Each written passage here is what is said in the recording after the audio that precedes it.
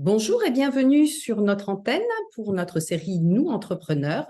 Je suis Eliane Hippo, je suis business coach à Paris et je reçois aujourd'hui Jean-Michel Mauclerc, créateur de Tonglab. Bonjour Jean-Michel et merci d'avoir accepté cette interview. Bonjour Eliane et merci de me proposer cette interview. Alors, une première question Jean-Michel, si tu me le permets.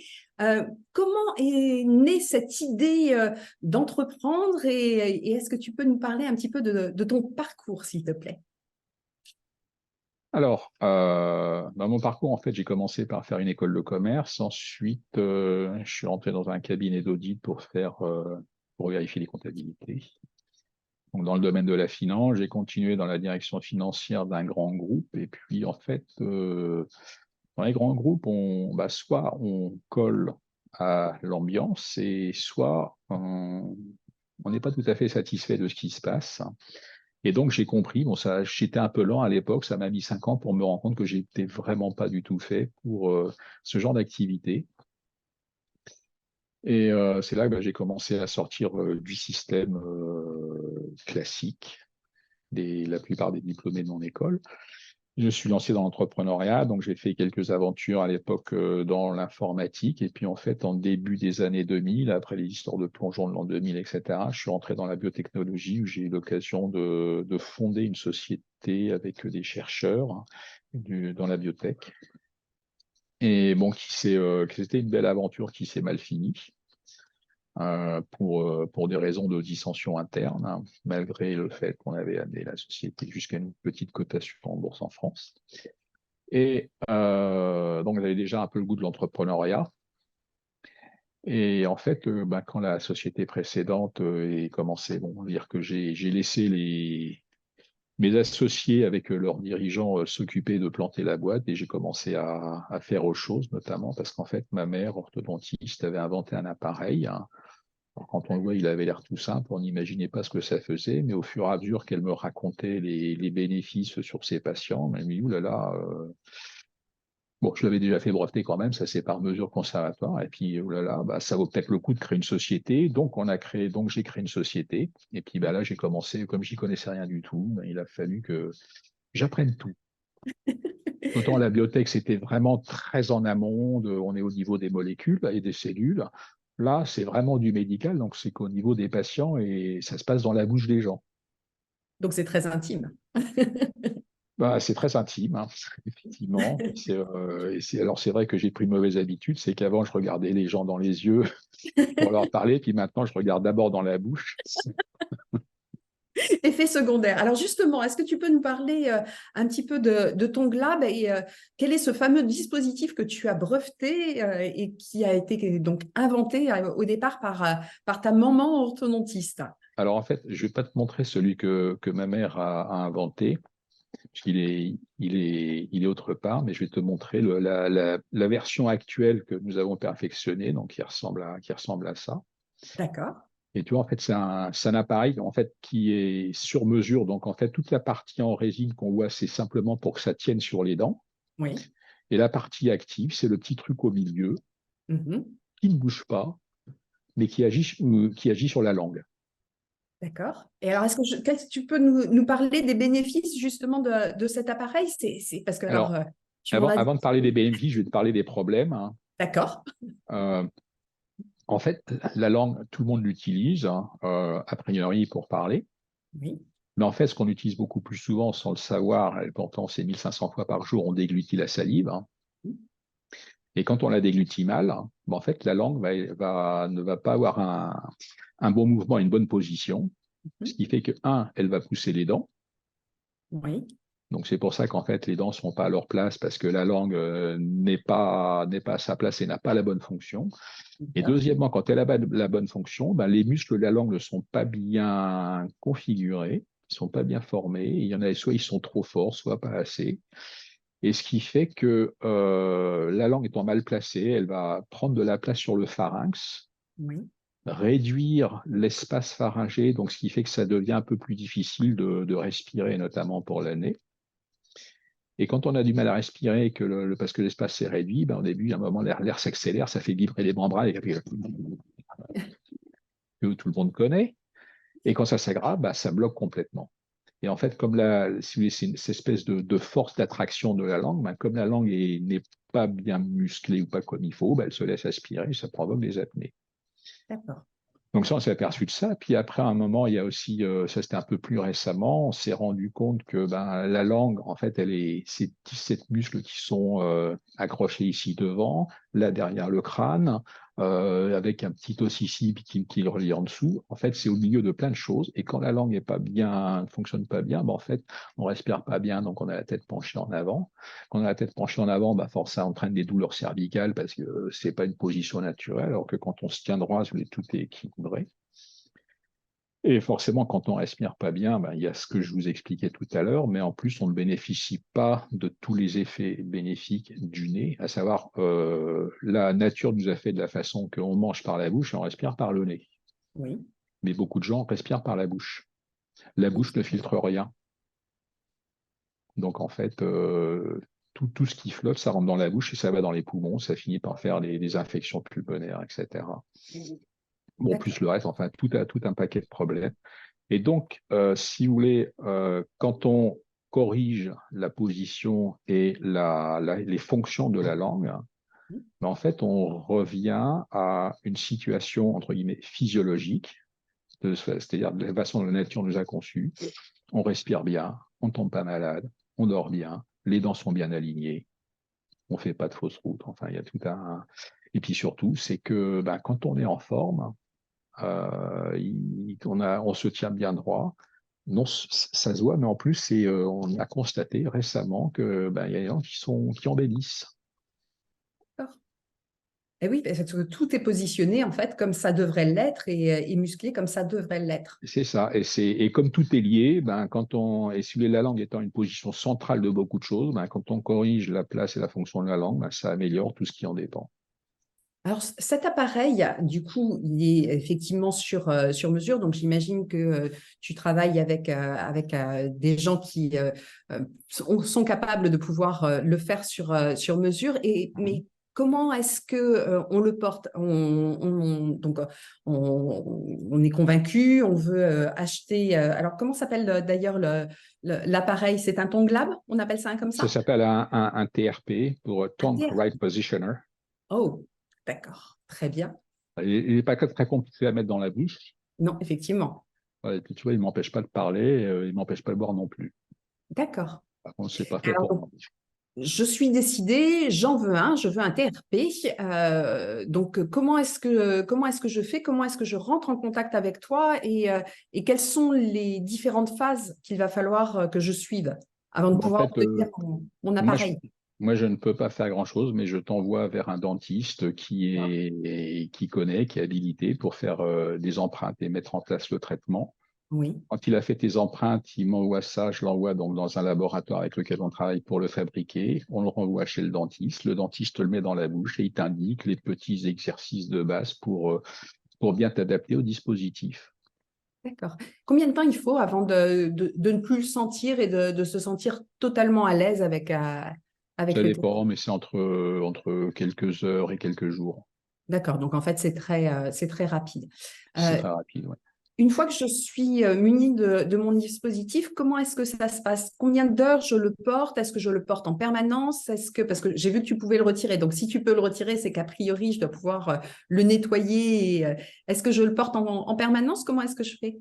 Non, c'est pas. Alors, on va dire si c'est pour des problèmes de nuit, notamment ronflement, apnée du sommeil, bah, faut le porter la nuit. Mhm. Si c'est des problèmes de jour, alors une langue qui pulse quand on avale, c'est peut-être mieux le jour et la nuit quand même. D'accord.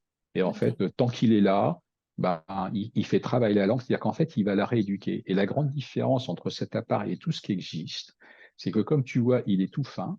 Oui.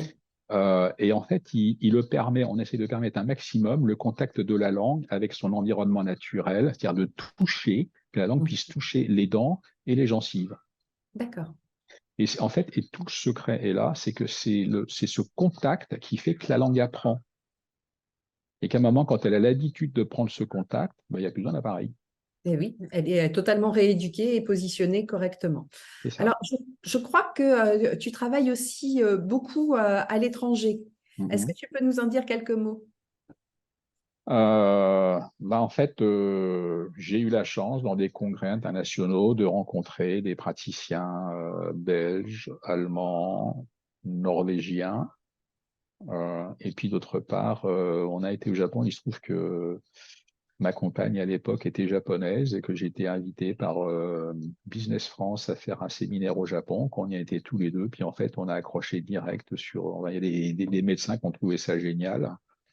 Donc ça nous a, bon, on n'était pas du tout prêts, mais en fait, ça nous a quand même accroché. Donc on a commencé à s'installer au Japon. Et maintenant, il y a une petite filiale avec une équipe locale qui fabrique et qui commercialise. Et il y a une étude clinique qui a été faite par des cliniciens japonais universitaires.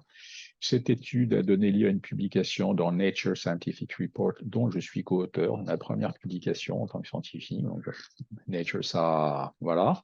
Et Oui, puis, et en plus, on a déposé un brevet avec cette université. d'accord.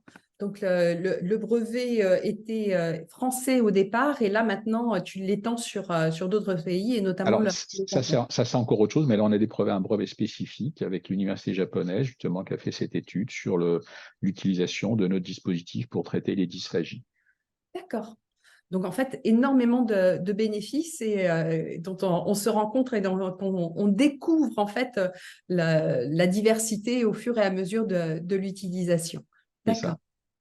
Est-ce qu'il y a une idée préconçue sur les dispositifs donc, qui permettent beaucoup de choses, hein, on l'a bien compris, que tu aimerais balayer à cette antenne? Est-ce qu'il y a quelque chose qui te vient à l'esprit? L'idée préconçue, c'est qu'effectivement, ça fait tellement de choses que même des médecins me disent, mais c'est magique. Alors, mais il y a pas de magie en médecine, il y a juste la physiologie. Et donc, je suis toujours un peu surpris quand j'ai ce genre de réaction. Maintenant, c'est vrai que tout le monde n'est pas spécialisé de cette partie-là. Mais quand on explique de manière, alors c'est aussi une chose que j'ai appris, c'est à bien comprendre ce qu'on faisait. Parce qu'en fait, j'ai été obligé d'écouter toutes les disciplines, hein, de parler avec des gens dans tous les domaines de la médecine. Donc, je commence à bien connaître ça. Et quand l'objectif, c'est d'expliquer, bon, comme je t'ai expliqué tout à l'heure, et tu comprends instantanément. Tout à fait. Effectivement, quand c'est expliqué simplement, effectivement, c'est compréhensible et on n'a pas besoin d'avoir Voilà. recours à des études médicales pour C'est-à-dire comprendre ça. qu'en fait, l'étude médicale est importante pour, on va dire, proclamer un bénéfice, Bien pour le sûr, revendiquer.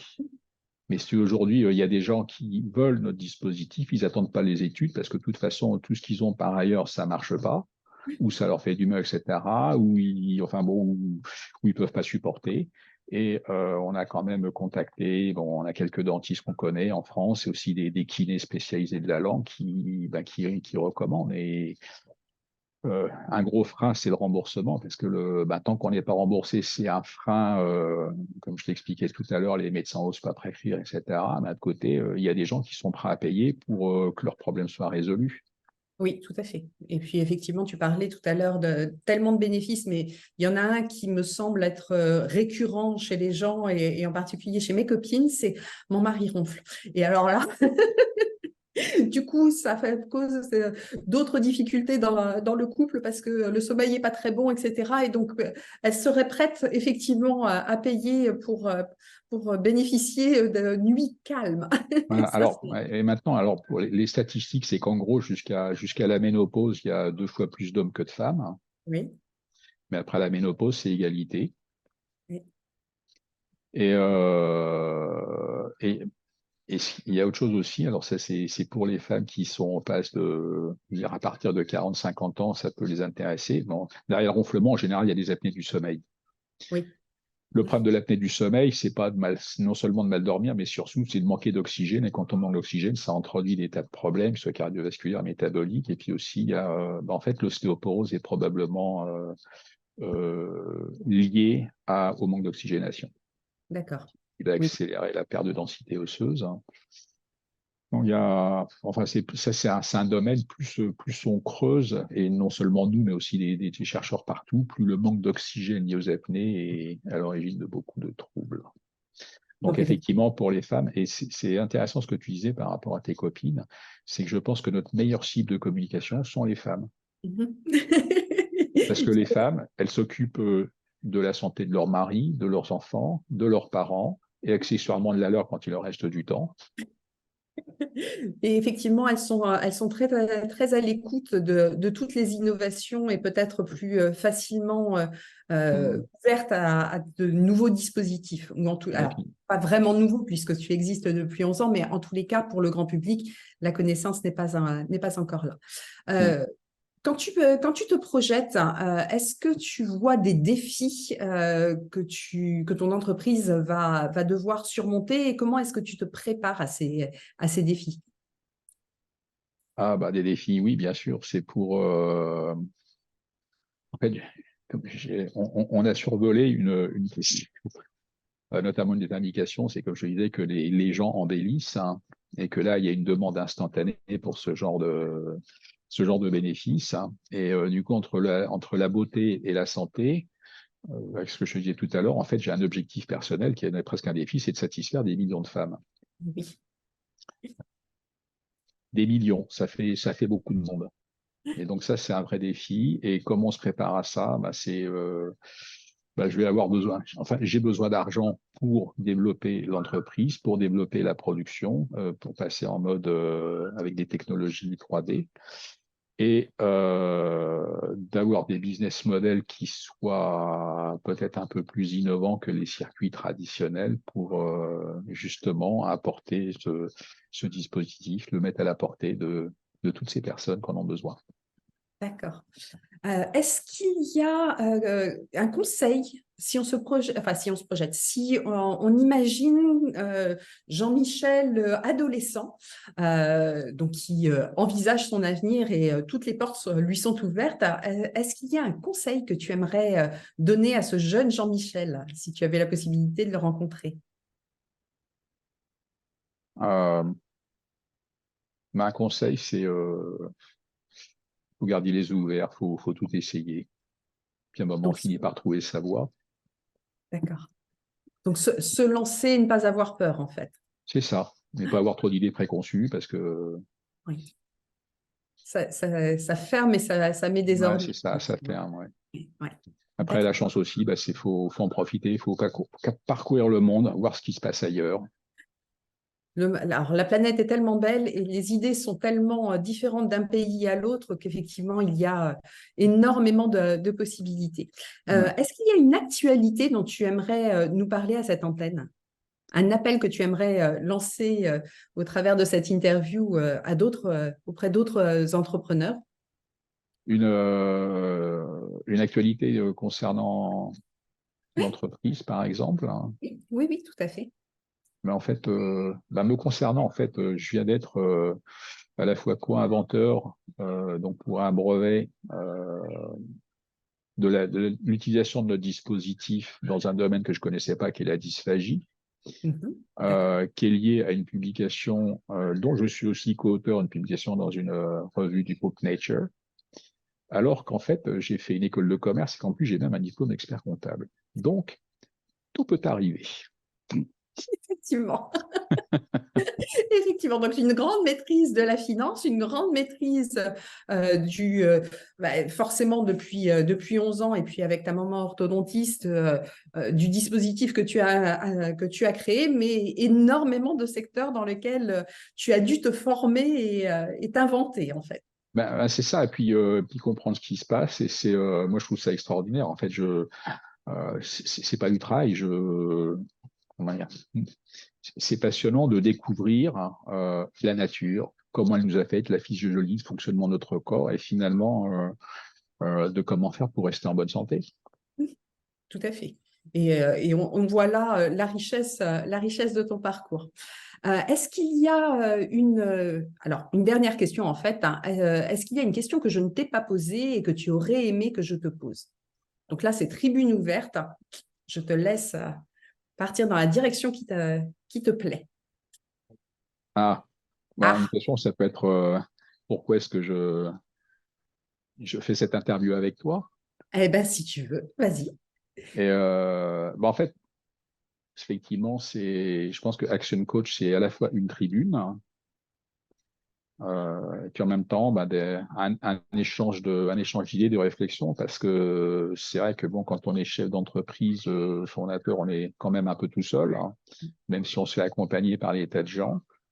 Et on a toujours besoin d'échanger et des fois d'être guidé. Enfin, je dirais pas guidé parce que en fin de compte, c'est moi qui prends les décisions, mais j'essaye de prendre des bonnes décisions. Donc, le fait d'échanger, ça permet d'avoir des points de vue différents, puis des fois d'orienter les choses de manière plus appropriée.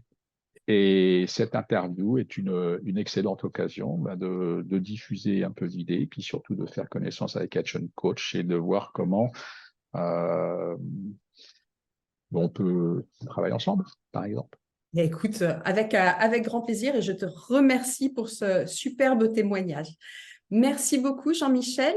Nous mettrons bien entendu dans le descriptif de la vidéo tous les liens pour qu'on puisse te retrouver, pour qu'on puisse faire connaissance avec ton lab. Et je suis sûre qu'il y a énormément de gens qui, une fois qu'ils auront vu cette interview, vont se dire « Mais je veux en savoir plus ». Donc, tu vas certainement avoir des demandes. Mhm. Merci du temps que tu nous as accordé. Merci de ton sourire, de ta passion et de nous avoir fait découvrir ton lab et ce bel univers. Merci Jean-Michel. Merci à toi, Eliane, pour cette magnifique occasion. À très bientôt, chers auditeurs. Je suis désolé pour le petit truc, mais en fait, c'est mon micro marche pas bien. Et je suis obligé de le mettre près de ma bouche, sinon tu n'entendrais rien. C'est pas très esthétique. Merci beaucoup. Bonne journée à tous. Au revoir. Au revoir.